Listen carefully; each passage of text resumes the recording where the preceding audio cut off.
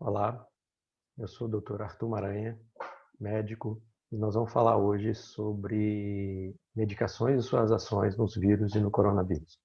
Essa é a segunda atualização, é a aula 3, e espero que todos apreciem a aula.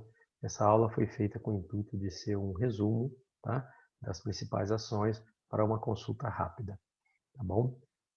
Vamos começar. O vírus, o coronavírus, ele deve ser combatido por todos, né? O nosso inimigo comum é o coronavírus, como diz um grande amigo, doutor Pedro Marco Valadares, que me cedeu esse slide. Tá? Então, eu já fiz 2 aulas sobre esse assunto. Essa é a terceira aula, atualização 2, e porque entraram algumas medicações a mais. Vamos lá. O coronavírus, só dando uma relembrada, ele é esse esquema, desenho esquematizado dele, onde existe uma capa glicoproteica, né, essa vermelhinha, o seu RNA, esse rosinha aqui no meio, essa molinha, as espículas S, né, chamadas spike, e outras proteínas N e outras envolvidas no seu envoltório. Tá? A doença COVID-19, ela é dividida em 3 fases.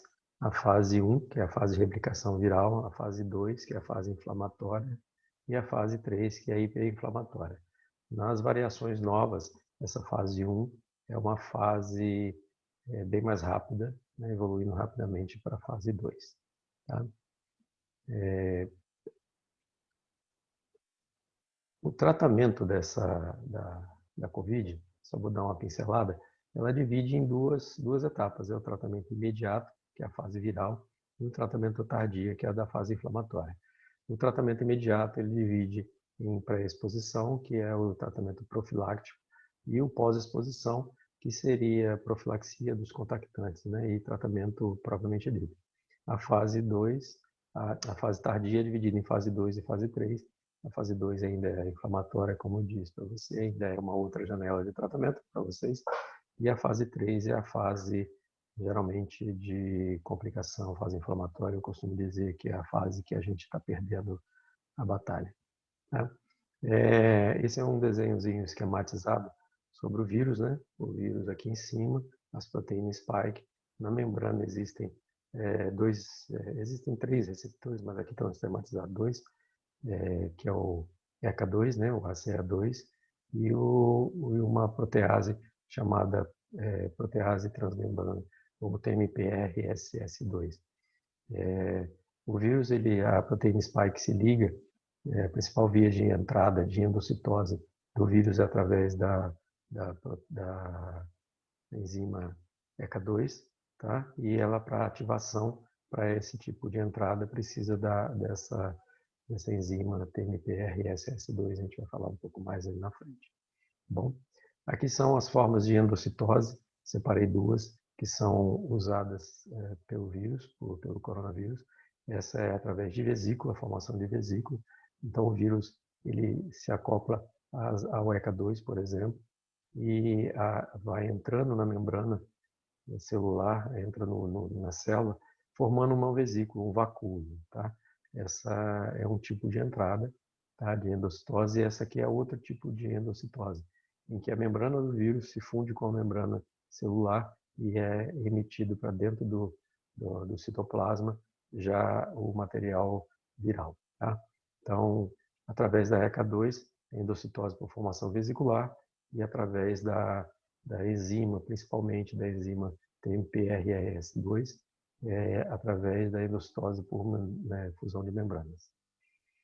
As fases de replicação dos vírus, ela se dá nesse desenho esquematizado, hoje eu falando para vocês, é a adsorção, é onde o vírus se encontra se anexa aos receptores de entrada da célula. Depois ele tem a fase de liberação do genoma, né? Depois de formada a vesícula, ou se ele fizer a entrada transmembrana, ele libera seu conteúdo, né? Para começar a replicação. Depois ocorre a tradução, e replicação e transcrição do seu RNA para começar a formação das suas proteínas, né? Existem dois tipos de transcrição de RNA, a gente não vai falar aqui que é um de polaridade positiva, outro de polaridade negativa, não faz muito sentido agora. E depois a tradução das proteínas virais, né? Depois, toda essa fase de replicação, o vírus está usando o maquinário da célula, tá? E uma fase final dessa replicação viral é a formação do seu genoma, né? Até então ele está formando aqui as proteínas todas que precisam ser formadas para um novo vírus e a proteína viral, que é aquela rosinha, né? É a replicação do seu RNA genômico. Tá? Pois há uma formação do seu virion, né? O virion é um novo vírus formado e a liberação da sua partícula. Viriões de vírus são chamados de liberação desse virion. Durante essa fase, existe o coronavírus, ele libera uma informação ao núcleo da célula através de duas importinas, alfa e beta, para que avisando o núcleo de que ele é self, que ele seria da célula, tá? Para que a célula não atacasse ele, tá? Então isso também é uma das fases da replicação do coronavírus. As medicações, nós vamos falar aqui, a hidroxicloroquina, ela age interferindo na ligação do vírus com o receptor ECA2, tá? Ela aumenta o pH intravacuolar, tanto na endocitose, quanto também na exocitose, né? Que é a saída do vírus. Então, aumentando o pH, o vírus precisa de um pH em torno de 4,5, e ela altera isso para em torno de 6,5, por aí, e atrapalhando a replicação viral dessa forma. Ela também diminui a replicação do próprio vírus, né, a formação de suas proteínas, tá? E ela tem um efeito anti-inflamatório.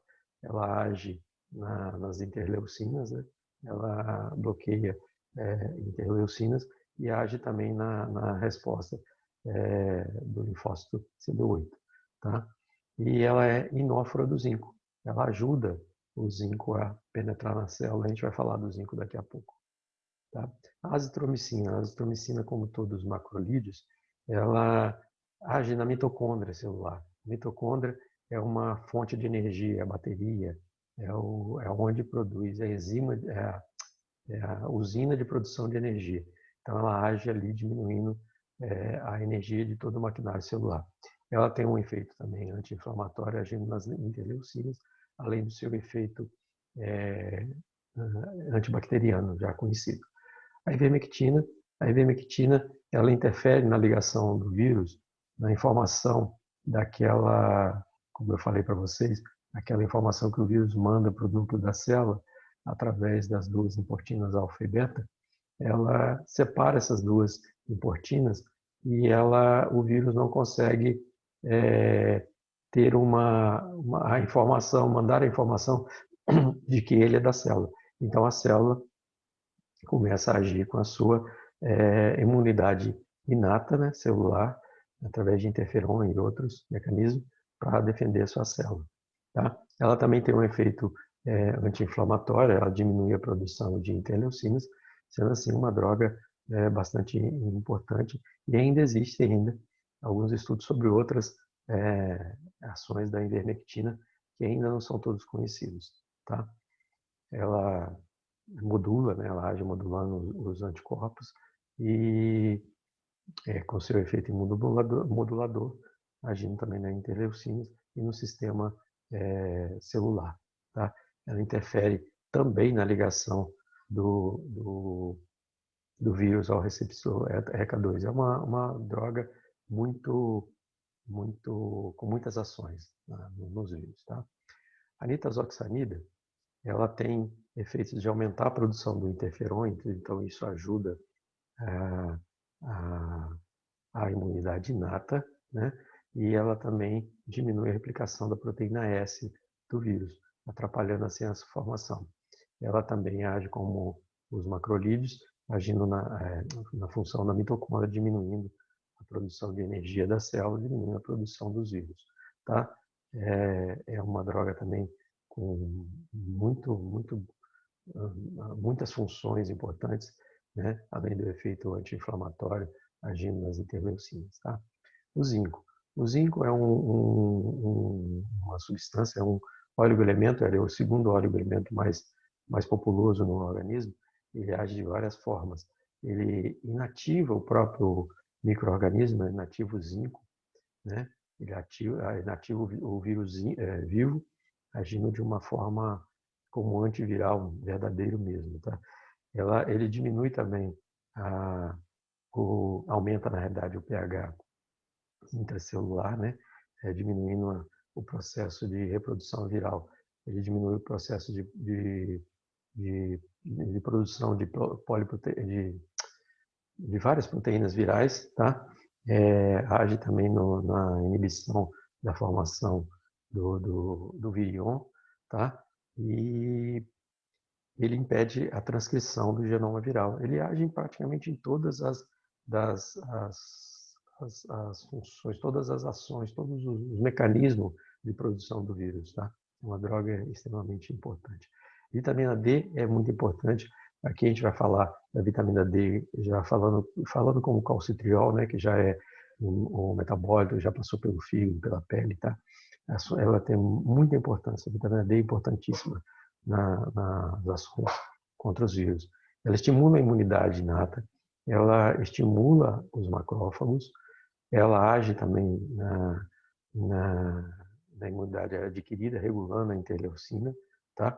Ela tem um efeito anti-inflamatório, ela diminui a produção de imunoglobulina autoimune e estimula a produção de imunoglobulinas favoráveis ao organismo.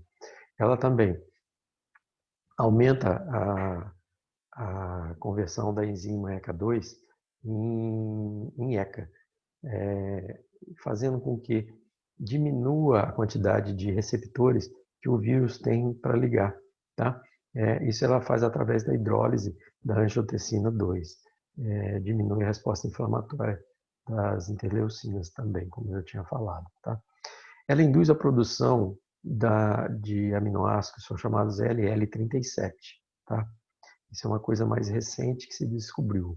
Tá? E esse aminoácido, esse conjunto de 37 aminoácidos que eu vou falar em seguida, ela impede a ligação da proteína S ao ECA2. Como é que ele faz isso? Essa LL37 são 37 aminoácidos de carga positiva e age da seguinte forma.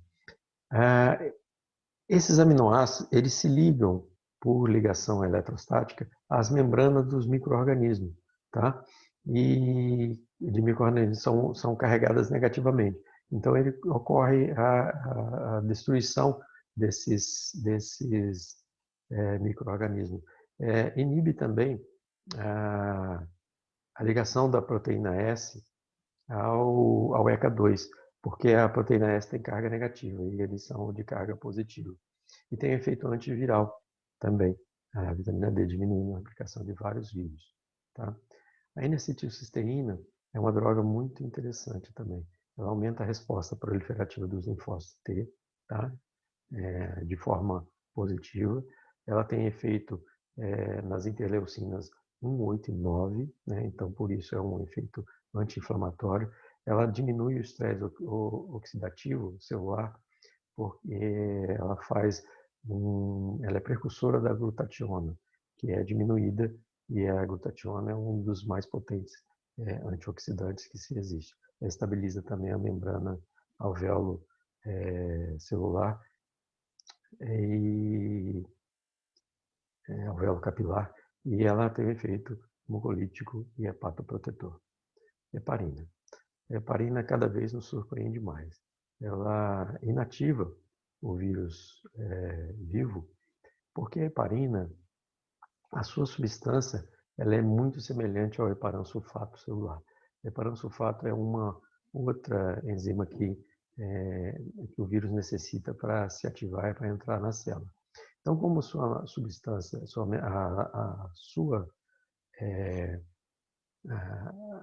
a substância heparina, ela é muito semelhante ao heparansulfato, ela se gruda ao vírus nas ligações da proteína S, impregnando como se fosse um ímã, e a limalha, como se o vírus fosse um ímã e a limalha fosse heparina. Então ele fica impregnado, fazendo assim, tendo mais dificuldade para entrar na célula. Além disso tudo, ela tem um efeito anti-inflamatório que foi descoberto inicialmente até como anti-inflamatório, depois como anticoagulante. Ela diminui a interleucina 6, tá? Claro, ela tem seu efeito anticoagulante, agora mais recentemente foi descoberto também que ela tem um efeito antiarrítmico. Isso é muito bom para proteger o coração, tá? Heparina é espetacular, heparina é enoxaparina, tá? Aqui é um desenho esquematizado do vírus, né? E os receptores ECA2 e aqui o heparansulfato da membrana. A heparina, ela se impregna o vírus todinho da sua substância, impedindo que o vírus se ligue, porque o heparansulfato ajuda nessa ligação com a ECA2, tá? É uma coisa muito interessante. Famotidina é um medicamento usado como antiácido, né? Ela diminui uma proteína essencial na replicação viral, que é a 3-quimotripsina-like. Essa enzima, essa proteína é importante para que o vírus ocorra a transcrição do genoma viral. Então, a famotidina tem esse efeito também. Corticoides. Corticoides são potentes anti-inflamatórios, têm uma excelente ação em interleucinas e nos anticorpos, né? E eles agem também na produção de células sanguíneas.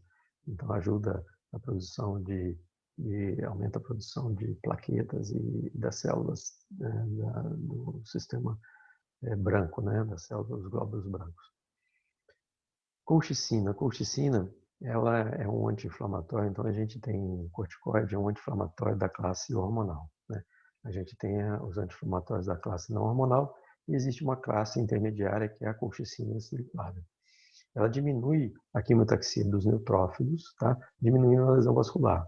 Ela funciona, os neutrófilos têm seus canalículos, que eles são os importantes, a função desses canalículos é deformar, né? Permitir que os neutrófilos eles alterem a sua forma para passar através da membrana. E a colchicina ela age bloqueando esses canalículos e dificultando que o neutrófilo mude sua forma e assim diminuindo essa lesão vascular. Ela tem também um potente efeito anti-inflamatório, né? Age na produção, diminui a produção da interleucina beta 1, 6 e 8, tá? E diminuindo a agregação dos neutrófilos às plaquetas. Então, a colchicina é importantíssima também na ação viral, antiviral, tá? Vou voltar aqui. Age também na ação, ela tem uma ação antifibrótica e antimitótica. Depois que os pacientes mais graves começam a formar traves fibróticas no pulmão, existe a ideia, a pesquisa de que a colchicina também possa impedir isso, tá? A doxiciclina é uma tetraciclina e, como todas as tetraciclinas, ela tem um efeito anti-inflamatório muito importante, age na interleucina 1, lógico, também é um antibiótico, então também tem sua ação contra infecções secundárias. Ela também é inófora do zinco e ela inibe a enzima RNA polimerase que o RNA precisa dela para fazer sua transcrição, tá? Aqui, como eu falei, também ela é inófora do zinco, tá? Bromexina. A bromexina, ela é uma medicação muito importante também porque ela inibe a protease TMPRS2, aquela que eu falei lá atrás, que tem função em ativar a proteína S para entrar para se ligar à proteína ECA2, para fazer a endocitose vacuolar e também é importante para fazer a endocitose transmembrana. E ela inibe essa protease indispensável para a proteína S. Tá? Os antiandrogênicos são a bola da vez agora no tratamento das viroses do coronavírus. A gente tem os principais, a dutasterida, a bicalutamida e a proxalutamida. A dutasterida existem outros também antiandrogênicos. A dutasterida e a bicalutamida a gente já tem no Brasil. A proxalutamida tem um efeito muito grande, tá? Existe um trabalho do nosso querido Dr. Flávio Cadejani, que mostrou uma potência muito grande. A bicalutamida tem efeito 10 vezes maior do que a dutasterida e a proxalutamida 10 vezes maior do que a bicalutamida. Aquela enzima, aquela proteína TMPRS2, ela é uma proteína ativada pelos androgênicos. Então, os efeitos dos antiandrogênicos é inibir a 5-alfa-redutase, que inibe aquela proteína transmembrana, né? Que, como eu falei, o vírus precisa para se ligar.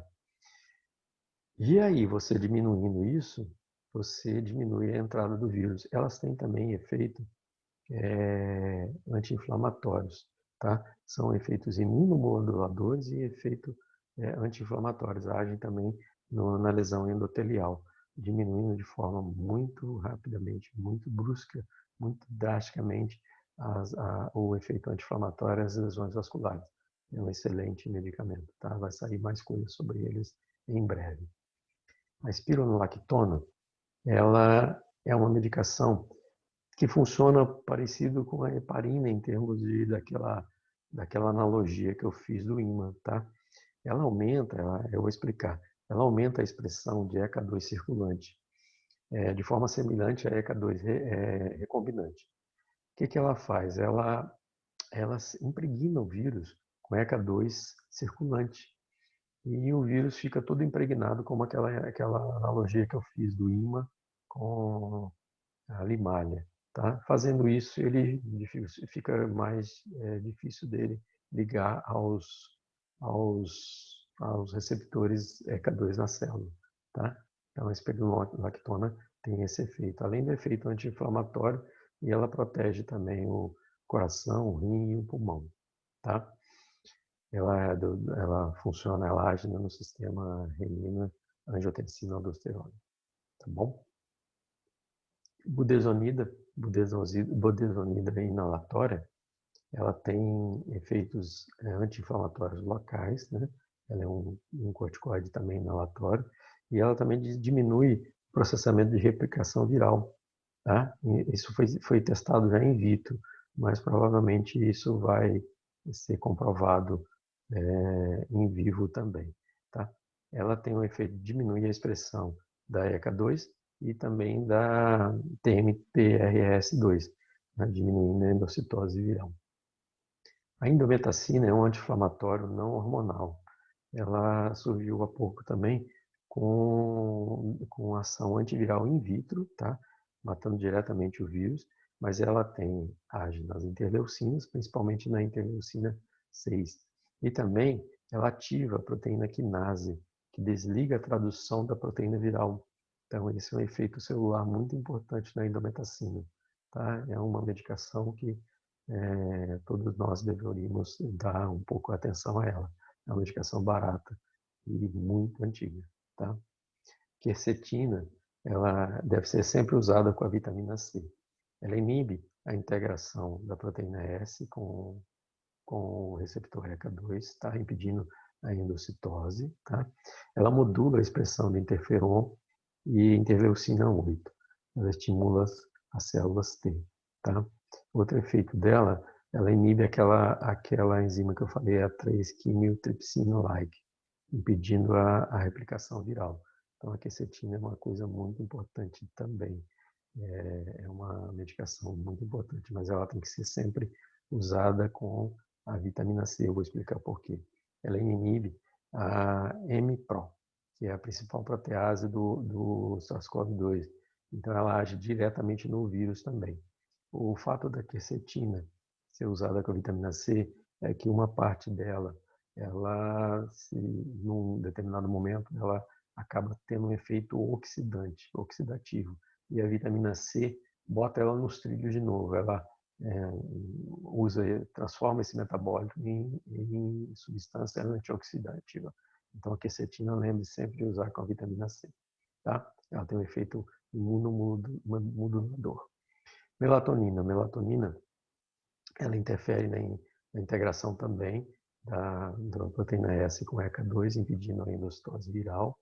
Tá? Ela tem um efeito neuroprotetor e ela tem um efeito antioxidativo direto também. A melatonina é um antioxidativo bastante importante. Tá? Montelukast. Vamos falar do Montelukast agora. O Montelukast, ele tem um efeito antileucotrieno. Ele diminui a interleucina 6. Age na antitempestade da ativação linfocitária.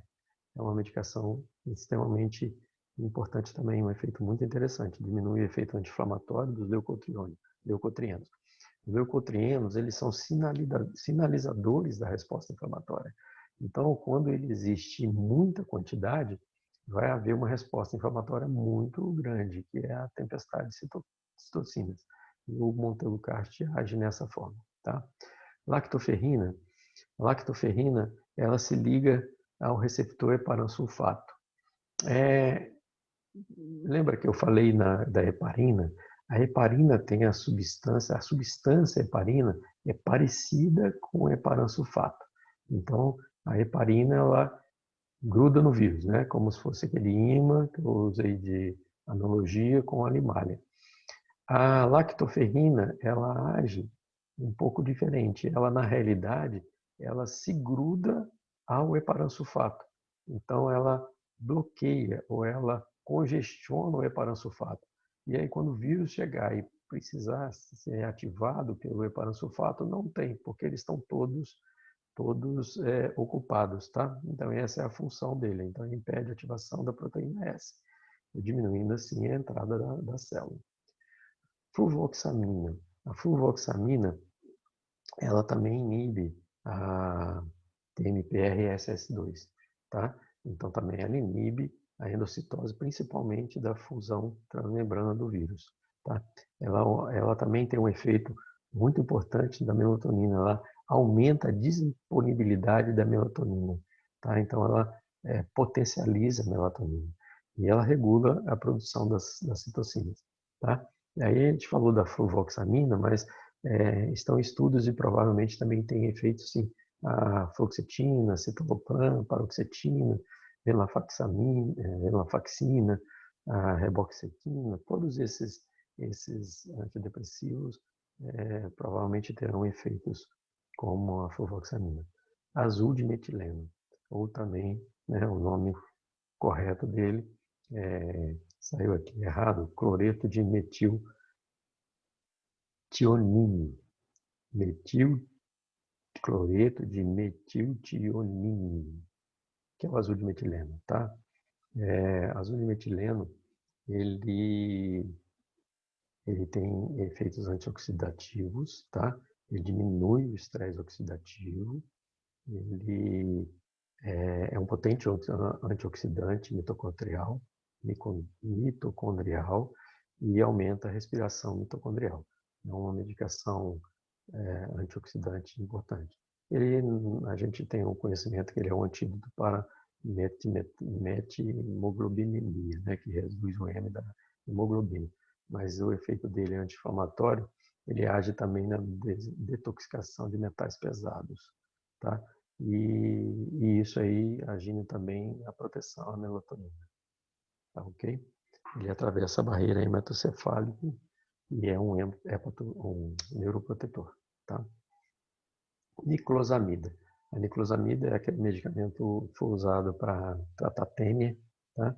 E os estudos deles também falam sobre a inibição da 3-CL protease, que é aquela 3-quimotripsina-like, tá? Que é importantíssima para que o vírus reproduza, tá? Então, ele impede a reprodução viral dessa forma, tá? Está sendo estudada também para câncer de próstata e câncer coloretal, e colite ulcerativa e outros. tá bom? Já tem efeitos antivirais comprovados em adenovírus, na chikungunya, no rinovírus, ebola. Eu vou mostrar agora um gráficozinho, uma imagem interessante que em quantos vírus a niclosamida age, né? Ela bloqueia a fusão nuclear das células pulmonares também, que é uma das coisas que esse vírus faz. Ele forma silício com células com até 10 núcleos, então a niclosamina bloqueia isso, tá? Esse é o gráfico que eu falei para vocês, a niclosamida, ela age em vários vírus, tá?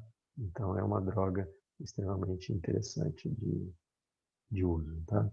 Tocilizumab, ele é um anticorpo monoclonal, é um bloqueador do receptor da interleucina 6, tá?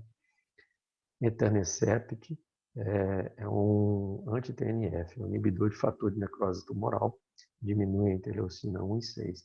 Tanto etanercept quanto o tocilizumab, eles não devem ser feitos em pacientes com sepse, com infecção grave, ou deve se proteger isso primeiro, deve se pensar bem nisso.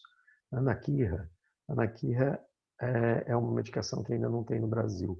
Ele é um receptor de interleucina 1. Tá? Remdesivir, ele bloqueia a enzima replicadora do RNA. Ele substitui a adenina do RNA, bloqueando a replicação.